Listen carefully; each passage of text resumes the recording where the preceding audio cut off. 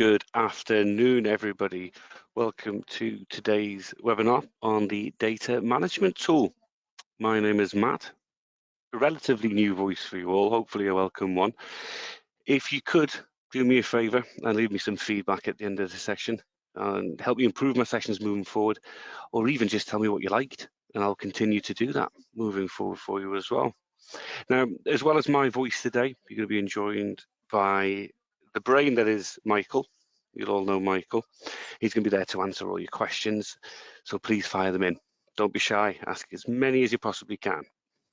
So what are we going to be covering today? Obviously, we're looking at the data management tool, but specifically, this is what we're covering. So first off, we're going to look at why manage your data. Why is that important? We're going to then look at what is the data management tool? What are the steps in data management? How do we access the data management tool? And then we're going to have a look at a demonstration of the actual data management tool itself, so you can see live how things work. And if you've got any questions during the process, as I say, please fire them in.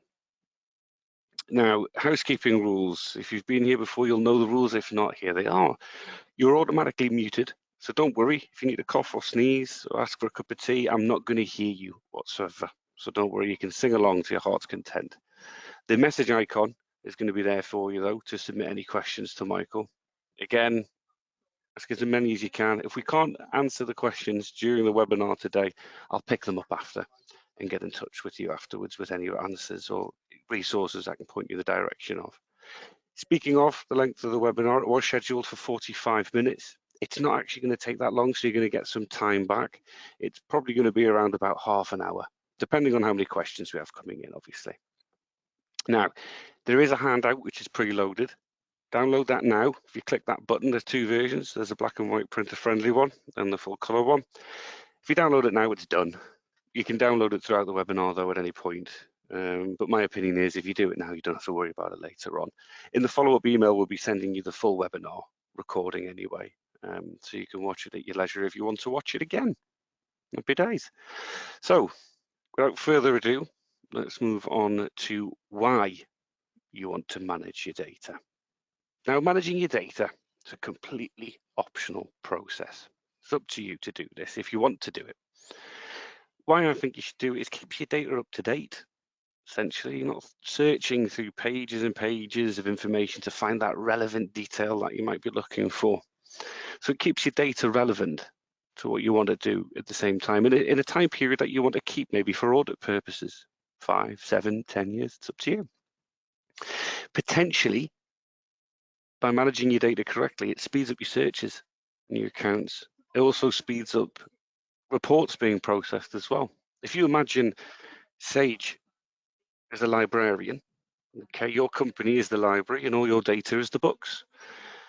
The fewer books you have, the fewer transactions, the easier it is for Sage to find that relevant information for the report or just to return it to you instantly. So the librarian work less.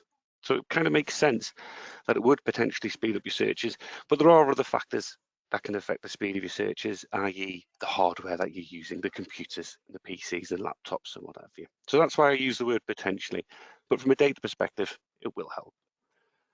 The only negative, if you even see it as a negative, is that it removes data permanently from your company. Once it's deleted, it's gone. But there are steps to avoid that being a major issue, and we'll move on to that also. Now, on the right-hand side, you'll see an image. It's a resolution because this is a screenshot from our online guide, which is a link to at the bottom there on data limits. Just like everything though, there are potential, again, I'll use that word potential limits, depending on your hardware, etc. But these are the recommended data limits. I'm not going to go through them list by list because again, they're on the handout, they're also there in front of you. But this is what we recommend the maximums should be. 80% of each one of these values is ideal, but this is the maximum. This is when you reach these kind of levels on the right-hand side there, that's when you might noticeably start experiencing slower speeds. Okay, so again, for the health of the program, it is good to manage your transactions and manage your data, speed up process like VAT returns as well, etc. Now, what is the data management tool? Well, quite simply, it's a feature designed to help you keep your data size small and relevant. That's all it is. So it's a feature that's been available since 28.1. It's designed to make your data processing efficient as possible.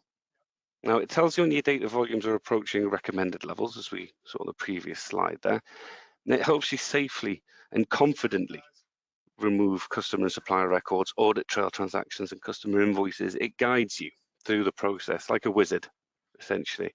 Again, speeding up tasks. Now, you can do these deletions and this data management manually without using the tool itself, but why would you want to when it's all here in one place? So instead of flicking from screen to screen and checking this and checking that, let Sage guide you through it. Let the program do it for you. And then you're there just checking what it's doing and instructing it on what to do, rather than having a treasure hunt, trying to find out what you want to delete. And if you need to delete it, that's all. So when you open up the data management tool, what are the steps? Firstly, and most importantly, everybody at Sage will tell you, backup. The data management tool will not let you progress if you haven't backed up your data. It is firm on that. That image that you see on the right-hand side, the continue button in the bottom right-hand corner is green.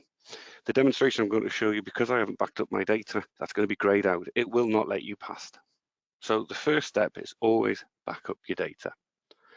The second step, recommended, but as again, on the right-hand side, you can see in the image there, it's got brackets optional next to the word archive. It's optional to archive your data. I don't know why you wouldn't do that, because archiving basically just creates a snapshot of your data as it is. It's not a live copy that you can go in and edit. It's a read-only copy, but it is just basically like taking a photograph of your data at the time. To do either, obviously, and to use the tool, you've got to be logged in as manager or have the relevant permissions in order to find the tool and operate it. And again, I'll show you that in the demonstration. Furthermore, after you've backed up and archived and you've been allowed to click that continue, you're greeted by this screen, the data management screen. Sorry, it's a bit fuzzy on there. Hopefully it'll unpixelate itself. But again, we're going to be showing this in the demonstration. The first option is clear audit trail. Then you can look at deleting your invoices. You can review your customer records, and you can review your supplier records at the same time. These are the four main areas where we find clutter and where people want to make deletions and clear out the records. Customer records that they don't deal with anymore, suppliers the same, invoices that are old, 2005 or what have you, and also clearing the audit trail at the end of year end, just to keep your data nice and trim. You'll see in that image there, the image is still quite fuzzy, but there is an eye, a green tick, and a warning symbol. An eye means you're approaching. It's for your information. You're approaching the recommended limits. A tick is you're underneath. Well done. You'll get a tick for that. The warning symbol is you've exceeded. Sage letting you know this needs to be reviewed. Now, how do you get to these screens? How do you access the data management tool? Two ways. So first off, you've got to enable data management by logging in as manager, settings, company preferences, parameters, and then as you can see in the picture on the right-hand side, highlighted in green, enable data management. As long as there is a tick in that box, your data management is enabled, quite simply. That's it. You will then, if you are approaching any of the recommended limits that I showed you before, if you do approach them, you will receive a notification in the top right hand of your screen, which is the second image at the bottom of the slide there, where it says view data management. That will pop up with a little spanner there. And you click on that and it'll take you to the data management tool.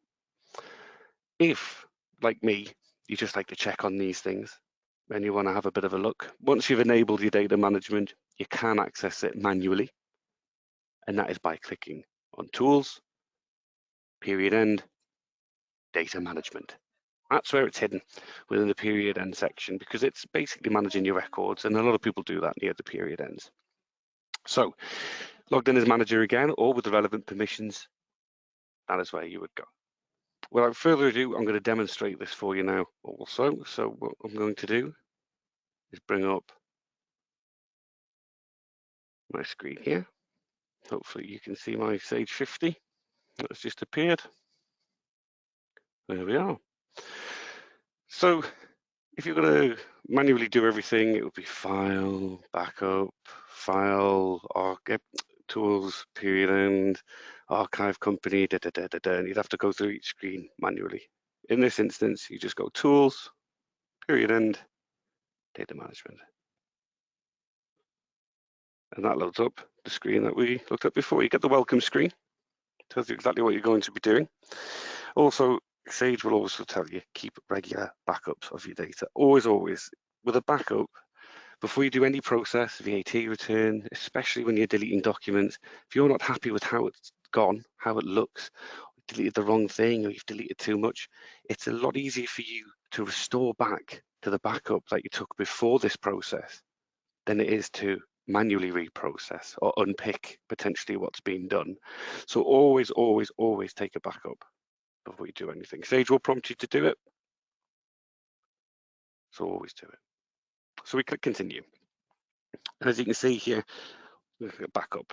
Now, for the sake of this demonstration, if I have a large data set, say 260,000 transactions, we could be here for a while while I did a backup. So I've got a small data set to demonstrate for you today. I'm just going to click backup. It's going to ask me what I want to back up. Because I'm going to be doing some deletions, I'm going to go save. And I'm going to include all files. You can't just do data. You can do a mix. You could do your report files, company archives, anything that you want. But for the sake of the demonstration, I'm going to do all files and just click OK. And I'm also going to check the data as well, because I want to make sure that there's no errors in that data. So there we are. Superb. Just let it do its thing. So again, the difference between the backup and the archive, the backup is something that you can reload and continue working from. It's a save point in your live data. An archive is just a photograph of what you've been doing. So it's good to reflect and it's good for audit to have a look at your archives and always take an archive at the same time. It's a quick process and it's saved in a separate file within Sage. So it's not going to take up too much memory. Whereas a backup is going to be a live copy of your data. So if you do make a mistake, you do delete too much, you do delete the wrong thing, you can just go file, restore, backup, and back to before the process was begun. Now my backup's been successful, and now I'm also going to click on archive. I may, again, you can name this what you want, but I would call this pre-deletion, Jan 2025. Click OK, and there we go, archive done. It probably is going to be a bit longer depending on your data set that you've got, how much data you're carrying, but that's the process done. Easy as that. Now I've got the confidence to proceed with the data management tool, knowing that if I do make a misstep, I can always just restore that back up. And if I don't make a misstep, I know that I've got a copy of the data regardless anyway. So 2 good insurance policies. Once we've done those 2 options, as showed in the previous slide, click continue, review your data. Now this is a perfect world that I'm demonstrating for you, but on the previous slide it wasn't. If you could remember, there was a blue eye and also an orange warning symbol at the bottom there. That is just to let you know if you're approaching or you've exceeded the recommended data limits, which are all on the right hand side here, as you can see. So first things first, you've got your transactions do not exceed 250,000, your invoices no more than 50,000, customers and suppliers 5,000 records. And this is why this isn't going to take 45 minutes, because it's a relatively quick tool to use. Demonstrate the clear audit trail option. So I will click on clear audit trail for my transactions, and I would have picked a date, I would have agreed a date that I want to delete records to. Now I'm going to say I'm going to delete up until 31st of January 2024. And I'm going to click clear audit trail. Won't let me. And that's because I haven't changed my financial year. I haven't processed my year end.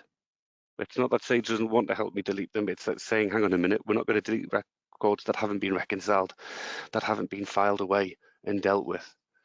So in order to go up to that date, I would have to close my year off. So I can go up to the date that I have closed off, which in this instance is 2023. Once I've selected 2023, again, clear audit trail, and there it goes, deleting all the transactions up until that date that I selected. I can then see how many have been deleted, and I can click on View Remove Transactions. I'll click OK. And that brings up a report, which I can either read now or save for later, or email to whoever wants to see what has been deleted. But this report itself is just exactly a list of everything that has just been erased. So again, it's record keeping. You may never view this document again, but sometimes it's better to have it and not need it than need it and not have it. So you can save that to a file and view it at your leisure. It's up to you. So I've now done what I wanted to do. I've deleted the records that I wanted to delete. I'll then click Close. As you can see, the number went down there. Now we're at 681. Invoices, you've guessed it, pretty much the same. So I have 165 invoices here, which clearly doesn't exceed 50,000, but again, I'm just managing my data before it becomes an issue. I click Delete Invoices, same option, pick a date. Again, if I pick 2024, not allowed. It tells me what I can pick up until. So I'll go to 2023. Make a note, the number is 165. I click Delete, 71 have gone. Just like that. Click Close, and it updates that number. We're at 94 invoices. Okay. Now with customers and suppliers, it's very much the same again. Guess what? Click on Review Customer Records. Now, I'm going to go straight to the year. I think we get the point that it has to be the right financial year in which we're deleting the one that we're up to date with. I'm going to click Review Customer Records. Before I do though, the first thing to note is that if you're going to delete a customer or supplier, two things. They have to have no activity against them. So no transactions, so clear audit trail, nothing whatsoever, and a balance of 0. So nothing outstanding. Sage doesn't like unfinished business. So if there is activity or there is a balance against the customer or supplier, that would have to be investigated first to find out what it is and closed off before it could be deleted. So what I'm going to do is I'm going to have a look and see now in my data if there's any customer records that meet that criteria. Click Review, and I have 2, as you can see. Got one called Test, like Blue Peter, here's some I made earlier, and one called Company for deletion. I could select one, I could select all. In this instance, I'll just select all. And I will delete the records, gone. So those customers have now been deleted. But if I'd made an error, I could always restore my backup. In this instance, I haven't. I've deleted what I needed to delete. I would then close, and you'll see the number goes from 17 down to 15. Suppliers, same again. Pick the date, review the records. Delete me, please. Quite a handy name for a company in this instance, I feel. And then we delete. It'll let us know that it's been deleted. And again, just for your confidence, 15 down to 14. So that's that. That is the data management tool. Once you're all green here, you're under the data limits. It's not just about being under the data limits. I will stress that sometimes you do just want to have that smaller data set so it's easier to navigate. It's easier to do the searches. But if you are experiencing slow speeds, reports, processes like VAT returns, etc., then this is a tool that you might want to have a look at just to check and see, what your limits are you approaching them or not. Another thing to point out as well, because we are making physical changes to the data, i.e. deleting things, everybody would need to be logged out other than the person who is performing this action. You don't want to be deleting records and reviewing records while colleague A, B, and C, and D are still logged in. It's just going to cause confusion and it won't let you do it. So you just have to be the one person logged in as manager, preferably, in order to perform this action. Just to put that point across also. Now, we've just deleted the records. And again, not to harp on about it, but the analogy I used before is Sage being a library and your data being the books. What we've done there is we've put a lot of books in the bin. or sold them on, either way you want to look at it. But what we have effectively done is created space on the shelves where those books used to live. In order to make the most use of that space, we want to squash those books together so we can really see what is available and help Sage function a wee bit quicker. So after deleting the records, what I would say is compress your data. It's a quick process to do depending on data size, but it's not going to take hours of your day. Logged in as manager, file, maintenance, and then in the top right hand corner you will see compressed data. If you're as old as I am, you might remember doing defragmentations of hard drives when you were younger. Same process, if you get the reference. You're compressing all the data together, squashing it, creating room for more data to there. So we click compress, done. Again, I've got a small data set, so it's going to be a quick process for me. We click close and close. What I would do at this point in time is, you've guessed it, take another backup and check your data. Check to see if there's any errors. Take a backup when it is error-free, because then you create another save point. You can't have too many backups, put it that way. But yeah, take a backup once you've done that also. Okay, let's go back to the slides.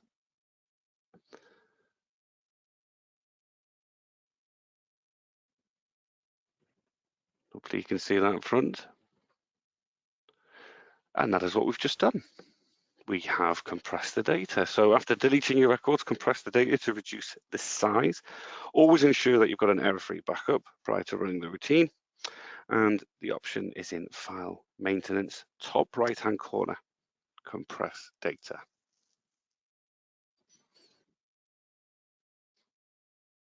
So what have we looked at today? Here's a summary. Why should we data manage?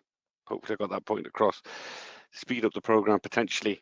Also, it's easier for you to navigate when you're running processes such as VAT returns, etc. It's always good to make a nice quick process so you don't have to spend too much time of your day waiting for it to be done. Benefits of using the data management tool, it's all under one place. It's a wizard. It will guide you through the process step by step. You can't go wrong. As long as you follow what it's doing, it will point in the direction of what the right thing is to do, as long as you know the dates that you want to delete, obviously, as well. We then did the demonstration. We went through the importance of backing up and also compressing the data, which allows you to reclaim that disk space that you may have created by squashing all the details back together. Now, how do I use data management? On the right-hand side, again, if you've downloaded the handout, you click there for the article. And that will go through the process, or you could, if you like the sound of my voice, you could watch the webinar again and have a click along. It's up to you. We've got Michael at hand answering all the questions that you're firing in, so please keep him busy. Fire away. A good question came in there from Rachel, which Michael answered, which was regarding an archive being sufficient for HMRC. Correct. It's an archive because it's a full copy of your data as it stands at that point of taking the archive, so it would be fine. It would be fine. While we wait for more questions to come through, let's have a look at the help and resources that are also on the handout. So we've got an article on deleting old records. So we've got a theme at the moment of January, having a clear out. Perfect after Christmas to get rid of information that you don't want to have anymore within your program. So all the kind of webinars have been geared towards that recently. And here's some extra help. So if you download the handout, click on delete old records, it will take you to the help guide. Delete customer and supplier records, although you can do that in the data management tool. If you just wanted to do that separately, there's a guide for you there. And also I touched on it before, access rights. So who can do this? Who do you want to be able to do this? Maybe who do you want to restrict from doing this? If you click on access rights, it will guide you through the process of who can do what and how. Now, the remainder of January, we're halfway through already, believe it or not, but we've got upcoming webinars. We've got clearing inactive records tomorrow, 16th at 2 o'clock. Next Tuesday, we have company archives, and then on the 27th of January, we have the VAT return part 1, which is a big webinar. So please, please, please sign up for that. All the other webinars are at sage.co.uk/webinars. You can click on that link if you downloaded that handout, it'll take you straight to them. February is going to be a very interesting month because we are running our Banking Excellence 2025, our badging event. Very, very popular indeed. So earn your digital badge in February. Sign up to and attend 6 of the 8 webinars that we're going to be doing, as well as the quiz. And you'll be able to benefit from the badge. I believe, if you bear me a quick second, I'm going to see if I can play. It's not playing. I do have a little video, but it's not playing at the moment for some reason. Apologies for that. But yeah, go to sage.co.uk/webinars, sign up, and get your Banking Excellence badge for February.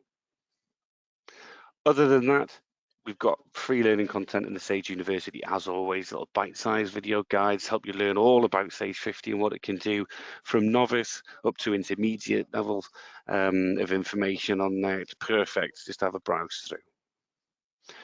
Not only that, we now do one-to-one bespoke training options and sessions. Information in front of you there helps training bundles, including stock control, construction, the CIS scheme, banking, debtors, creditors, the Sage Pro features. Email us on the email below. We'll be able to get in touch with you and hopefully organise a personalised quote for you and what the one-to-one training would be.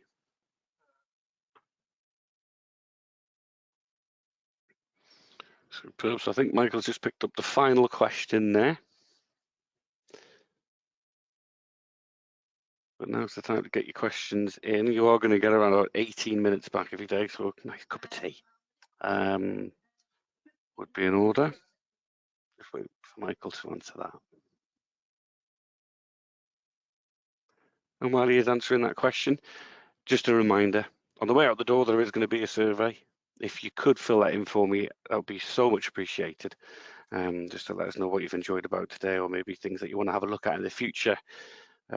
Also, going to have the follow-up email containing links to register for the future webinars and watch the recordings. Superb. So now that Michael's answered that question, the question was with regards to supplier and customer records. Will it get rid of the contact details once they've been deleted? Yes, it will, because we're deleting the full record. So essentially, in the olden days, if we pulled the bit of paper out the filing cabinet and popped it in the bin, it would just get rid of everything that was on that bit of paper. And that's what you're doing when you're deleting customer and supplier records. You're going into the filing cabinet and you're deleting them from being there. So yeah, it would be gone. Superb. Well, thank you very much for your attendance today and your questions. You've kept Michael rather busy, so always grateful of that. Anything further, please do get in touch. But other than that, enjoy the rest of your week. Thank you very much. Bye for now.